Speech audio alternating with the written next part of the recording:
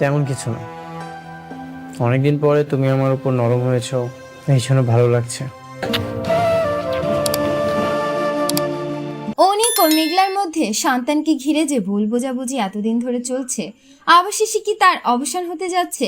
বৃষ্টির অপারেশনের পর কি তাকে বাঁচানো সম্ভব হবে, নাকি শেষ মুহূর্তে এমন এক সত্য প্রকাশ পাবে যা বদলে দেবে সবার জীবন?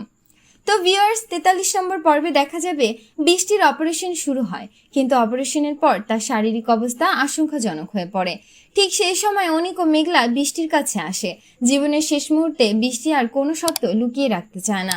সে অনিক ও মেঘলাকে জানিয়ে দেয় যে তাদের সন্তান আসলে বেঁচে আছে। শুধু তাই নয়, সন্তানটি এখন কোথায় আছে এবং কার কাছে রয়েছে সেটিও খুলে বলে। এই সত্য জানার পর অনিক ও মেঘলার জীবনে কি পরিবর্তন আসবে? তারা কি অবশেষে নিজেদের সন্তানকে ফিরে পাবে? আর বৃষ্টির ভাগ্যে শেষ পর্যন্ত কি অপেক্ষা করছে? এইসব প্রশ্নের উত্তর মিলবে আগামী পর্বে।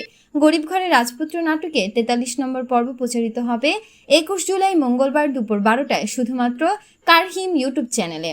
তো ভিউয়ার্স, গরিব ঘরের রাজপুত্র নাটকটি আপনাদের কেমন লাগে লিখে জানিয়ে দিন কমেন্ট করে।